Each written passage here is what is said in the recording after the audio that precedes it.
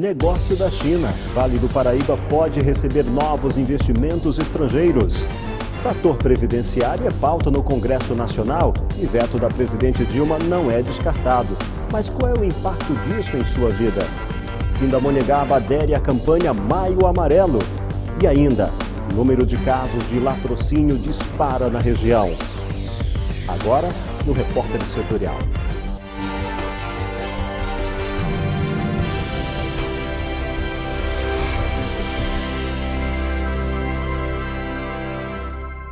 Boa noite. Empresas do Vale do Paraíba planejam crescimento com a ajuda de chineses. O Brasil e o país asiático firmam um protocolo de intenções que traz investimentos à região. A China vem demonstrando interesse em instalar mais unidades produtivas no Vale do Paraíba. Isso já vem ocorrendo com a presença de companhias como a Sany, na cidade de São José dos Campos, e Chery, em Jacareí. Segundo dados do Conselho Empresarial Brasil-China, os asiáticos investiram cerca de 20 bilhões de dólares no Brasil entre os anos de 2010 e 2013. Até 2016, a expectativa é de ver cerca de 30 bilhões de dólares em dinheiro asiático no país. No Vale do Paraíba, 45 empresas, incluindo a Embraer, venderam produtos para os chineses no ano de 2014. De janeiro a abril deste ano, Taubaté exportou para a China cerca de 2 milhões de dólares. São José dos Campos, 8 milhões. Em razão de abrigar a primeira unidade da Chery, montadora chinesa, Jacareí registra resultado diferente. Foram exportados cerca de 10 milhões de dólares para os chineses.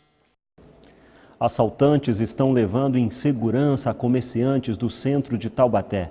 Em uma única rua, 4 estabelecimentos foram invadidos. Nos últimos 2 meses, o centro de Taubaté tem sofrido vários assaltos a estabelecimentos comerciais. Aqui na Rua Duque de Caxias, conhecida como Rua das Noivas, pelo menos 4 lojas foram assaltadas. A lojista Valéria Drummond trabalha aqui há 24 anos e sofreu um assalto no último dia 30 de abril. Valéria, conte pra gente o que foi que aconteceu. Por volta de 10 horas da noite, eu recebi a ligação da empresa que faz a parte de segurança aqui da minha loja e que haviam arrebentado a nossa porta, estourado a porta. Aí eu vim aqui e aí quando eu cheguei aqui, eu cheguei 20 minutos depois do ocorrido e a porta estava estourada. Eu entrei, nós verificamos, a pessoa já tinha saído, nós verificamos as imagens e realmente ele tinha entrado, tinha furtado dinheiro de uma funcionária e também nós ficamos com prejuízo também, né? Porque acabou que nós tivemos que trocar a porta, tivemos um prejuízo grande aí também. Além de tudo, a nossa privacidade, a gente se sente ameaçada, insegura, tá bem difícil aqui, viu? E quais foram as medidas que você tomou em questão da segurança aqui na sua loja, na sua rua? Então, nós fizemos boletim de ocorrência, em primeiro lugar, por conta de que a estatística pede que faça para que a polícia venha fazer a segurança aqui para a gente. E eu reforcei a porta, nós pedimos para a equipe que faz a segurança da loja tá olhando com mais cautela, tá passando mais a ronda aqui para que a gente possa ter um pouco mais de paz, né? Porque tá difícil. Você obteve resposta da polícia? Sim, ontem o comandante mandou aqui um efetivo dele para conversar com a gente a respeito, né, que ele vai dar um apoio para nós, porque não é só a minha loja, como você mesmo disse, e ele ficou de dar um apoio para a gente, sim, de estar aqui dando cobertura para a gente, passando mais vezes aqui na rua, para que a gente tenha um pouco mais de segurança aqui na Rua Duque. Obrigada, Valéria. Além da resposta dada à Valéria pela polícia, o policiamento também vai ser reforçado, segundo a PM, aqui nas outras ruas do centro de Taubaté. Camille Dornelles, repórter setorial. Desde 1991, as empresas com mais de 100 funcionários são obrigadas a destinar parte das vagas para pessoas com deficiência. Quem não cumprir a lei recebe multa que pode chegar a R$ 181 mil. Mesmo assim, não é raro profissionais que se encaixam nesse perfil apenas encontrarem portas fechadas quando procuram emprego. Conseguir uma vaga de emprego não está fácil para ninguém. E para quem tem alguma deficiência, a busca fica ainda mais complicada. Estou qualificada para a função, mas por causa da deficiência você acaba já sabendo que você vai receber um não. A dificuldade encontrada é consequência do preconceito que ainda existe no país sobre as pessoas com deficiência. Uma pesquisa realizada em parceria entre a Associação Brasileira de Recursos Humanos e Social e Cato revelou informações preocupantes sobre a inclusão de pessoas com deficiência no mercado de trabalho.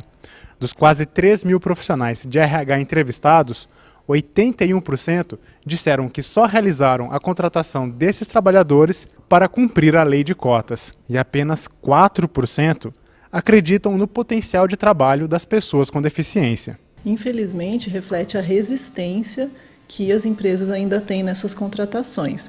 Então, a pessoa com deficiência sempre fica sendo a última alternativa. A lei determina que 2% do quadro de empregados de empresas que têm entre 100 e 200 funcionários seja de pessoas com deficiência. De 201 a 500 funcionários, o percentual sobe para 3%. Empresas com até 1.000 funcionários devem ter 4% de pessoas com deficiência entre seus contratados. A partir disso, 5% das vagas devem ser preenchidas por esses beneficiários. Segundo a RAIS de 2013, apenas 14% das empresas estão hoje cumprindo a lei de cotas. A Patrícia é diretora de uma consultoria especializada em inclusão de pessoas com deficiência na educação e no mercado de trabalho. Segundo ela, o despreparo das empresas em absorver essa mão de obra ainda é grande. Qual seria a estratégia ideal? Antes de eu colocar, eu preparar a minha empresa, os meus funcionários, meus colaboradores, meus líderes, meus gestores, de que nós vamos incluir pessoas com deficiência. E muitas vezes a empresa não investe em sensibilização e treinamento. Ela simplesmente coloca e ela vai sofrer os impactos disso, né, nas relações, na produção, no clima da empresa, porque ela não se preparou, ela não se adequou e ela quer que isso se resolva sozinho e não se resolve. A falta de acessibilidade nas empresas é a principal dificuldade no recrutamento de pessoas com deficiência. Na sequência está a baixa qualificação profissional e as dificuldades em estabelecer vagas exclusivas para essas pessoas. Então ele vai precisar, muitas vezes, do banheiro adaptado, né? De um software adaptado, de um tradutor, de um intérprete, de um material em braille. E a empresa acredita que esses investimentos são altos, de custos altos, e nem sempre são. Parece que o empregador ele quer que tenha na prateleira a pessoa com deficiência. Eu quero uma pessoa que tenha uma mobilidade não muito comprometida, porque senão eu não vou conseguir adaptar o meu local de trabalho. Isso existe e isso é ilegal, porque se existe a lei de cotas, se existe, né, toda a lei falando sobre acessibilidade em todos os locais, o empregador tem que estar ciente que ele tem que contratar essa pessoa e, independente dela ter uma deficiência mais grave ou mais leve, ele tem que se adaptar a isso. Na próxima edição, você vai conhecer mais sobre os grandes desafios que pessoas com deficiência encontram ao procurar um emprego. Nesta semana, as temperaturas caem no vale, as manhãs são mais frias, o céu fica com muitas nuvens e tem possibilidade de chuva no final da tarde em toda a região. Confira agora como fica a previsão do tempo. A semana em São José dos Campos terá sol com muitas nuvens e possibilidade de chuva à tarde. A máxima não passa dos 20 graus. Pindamonhangaba tem tempo instável. Os termômetros podem registrar máxima de 22 graus e mínima de 15. No litoral, a semana começa com sol e chuva passageira ao longo do dia. Caraguatatuba tem máxima de 22 graus. Já em Aparecida, a semana começa fria. Os termômetros podem registrar mínima de 13 e máxima de 23 graus. E uma boa notícia, o número de casos da dengue no estado de São Paulo caiu no mês de maio. Foram 3.500 infectados contra 59 mil registrados no mês de abril. Métodos de prevenção da doença são fundamentais ao combate. Aprenda agora como fazer uma armadilha contra o mosquito transmissor. Falar da prevenção contra a dengue pode parecer algo batido. Você mesmo em casa pode estar achando que vamos falar de água parada em vasinhos ou então em pneus vazios, ou até mesmo que repelentes são eficientes contra o mosquito. Mas se você tivesse a oportunidade de fazer uma armadilha contra o mosquito da dengue, utilizando materiais recicláveis que você encontra em sua casa. Não seria muito melhor? Você vai precisar de uma garrafa PET de 2 litros, cortada ao meio, uma fita adesiva, que pode ser fita crepe ou pode ser fita isolante, uma lixa, pode ser de qualquer espessura, e um pedaço de tule, daquele que é utilizado para fazer véu de noiva. Então, o que a gente vai fazer? A gente pega a garrafa, vai cortar ela na metade, tá? A metade de cima, a gente vai dar uma lixadinha aqui na parte de dentro. Para quê? Porque a parte de dentro da garrafa, ela é muito lisa. Então, quando a gente lisa, ela fica um pouquinho mais áspera e isso facilita a capilaridade, que é fazer com que a água suba. E isso é importante porque o mosquito, a fêmea, que é o mosquito, a fêmea deposita os ovos, ela consegue verificar que esse é um ambiente bom, porque ela tem o vapor d'água e isso é uma coisa que atrai para ela estar depositando os ovos delas aqui dentro. Feito isso, você vai pegar um pedaço de tule, é um pedaço pequeno, tá? É só para cobrir a boca aqui da garrafa. E com o próprio anel da garrafa, você prende o tule. Então, você põe o tule aqui e prende com um anelzinho. Fica dessa forma. Aqui na parte de baixo da garrafa, o que a gente vai colocar? Existem várias misturas que podem ser feitas, mas aqui eu achei que foi mais eficiente é água, açúcar e fermento biológico. Que o fermento ele vai fermentar aqui dentro desse pote e aí ele vai soltar um cheiro característico que é bem atrativo para o mosquito da dengue. Feito isso, colocado a água aqui dentro, você põe como se fosse um funil, a parte de cima, e com a fita você lacra para ficar bem fechadinho. Mas antes de fechar, anote com atenção os materiais utilizados. Garrafa PET 2 litros cortada ao meio, fita adesiva, lixa de qualquer espessura, pedaço de tule, água com açúcar e fermento biológico. A armadilha pronta, eu fiz uma versão em miniatura aqui, ela vai ficar basicamente dessa forma. Tá? Com água. A água ela tem que ser colocada até a metade, mais ou menos aonde está a altura da fita mesmo. Coloca até a metade, porque tem que ter água aqui dentro na parte de cima, porque ela vai depositar os ovos na água, tá? Após feito a deposição desses ovos, eles vão entrar numa fase de desenvolvimento e vão se transformar numa larva. A larva ela desce, passa pelo tule e fica aqui embaixo se alimentando do fermento e do açúcar que a gente colocou. Essa larva ela vai se desenvolver e vai se transformar num inseto adulto. Só que, no entanto, o inseto adulto ele não consegue passar pelo tule, então ele acaba ficando preso aqui dentro e morre, consequentemente, afogado, tá? Então, feito isso, a armadilha está pronta. Aonde você vai colocar? Locais escuros, porque o mosquito não gosta de sol, não gosta de claridade. Então, locais escuros e baixos. O mosquito ele tem a tendência de voar até 1 metro de altura. Então, onde você vai colocar? Embaixo de mesa, pode colocar no jardim, na área externa, pode colocar embaixo de cortina, locais onde eles estão mais frequentemente aparecendo na sua residência. O mosquito ele tem 3 fases no desenvolvimento de vida dele, que é o ovo, a larva e a fase adulta, que é o mosquito propriamente dito. Então, hoje em dia, ninguém se preocupa com a larva e nem com o ovo. E aí, o que acontece? Se a gente conseguir eliminar essas fases que são iniciais, consequentemente, você já não vai ter a fase adulta. Então, essa armadilha ela é muito legal porque ela é simples de se fazer e você consegue capturar todas essas fases. A semana em São José dos Campos terá sol com muitas nuvens e possibilidade de chuva à tarde. A máxima não passa dos 20 graus. Pindamonhangaba tem tempo instável. Os termômetros podem registrar máxima de 22 graus e mínima de 15. No litoral, a semana começa com sol e chuva passageira ao longo do dia. Caraguatatuba tem máxima de 22 graus. Já em Aparecida, a semana começa fria. Os termômetros podem registrar mínima de 13 e máxima de 23 graus. Fazendo Minha História.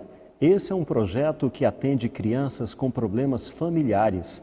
Voluntários utilizam livros e fotografias para dar carinho e atenção. Veja. Vitor tem 12 anos, mas não mora em casa. A mãe tem problemas de saúde e o pai está ausente da família. Problemas no lar que levaram Vitor a morar em um abrigo. No local fez novas amizades e conheceu pessoas especiais, como o Wagner. Victor, Oi. e essa árvore? Foi zoada. Seus irmãos têm visto? Não. A gente tem que terminar os pães agora. E aqui fazer aqui, ó. A gente deixou os pães para colocar. Wagner é um dos voluntários da casa. Foi ele que ajudou Vitor a montar este álbum com fotos e textos que registram momentos importantes vividos pelo adolescente dentro do abrigo. E a gente trabalha com eles para que eles possam ter aquilo de melhor que eles não tiveram fora daqui. Muitas vezes eles não têm amor dentro de casa e aqui a gente dá amor para eles. A gente cuida deles. O álbum funciona como um diário, com depoimentos que revelam a história de Vitor contada por ele mesmo, como, por exemplo, a do primeiro ponto que levou na testa quando chegou no abrigo. Eu estava brincando com meu amigo e ele passou a perna em mim. Eu bati a testa na grade e eu tive que levar 2 pontos, fora o nariz cortado. Apaixonado por leitura, o adolescente se identifica com alguns dos personagens dos livros que leu, que mesmo sendo super-heróis, também sentem medo, assim como ele. Eu tenho medo de fantasma, morrer, de perder minha família, tenho medo de dragão, de cobra e de leão.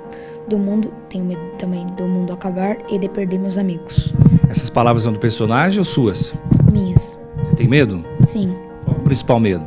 Meu principal medo é de perder meus amigos. As crianças que chegam ao acolhimento são crianças que em algum momento os direitos dela, que está no Estatuto da Criança e o Adolescente, foram violados, seja por negligência, por maus tratos. Então essas crianças são acolhidas como medida provisória de proteção. Depois de ficar no abrigo durante 1 ano, Vitor veio morar com a tia em uma outra cidade, no sistema de guarda provisória. A ideia é de que quando ele sair daqui, esteja preparado para voltar a morar com os pais. O projeto Fazendo Minha História começou em 2002 e nasceu aqui em São Paulo, no Instituto Fazendo História, que conta hoje com milhares de voluntários espalhados pelo país.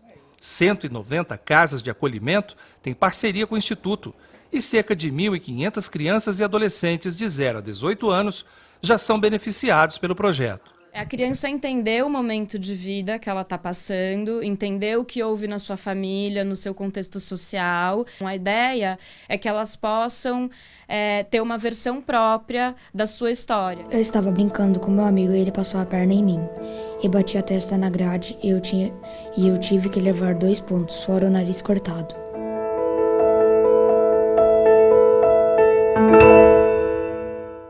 Depois do intervalo, você vai ver.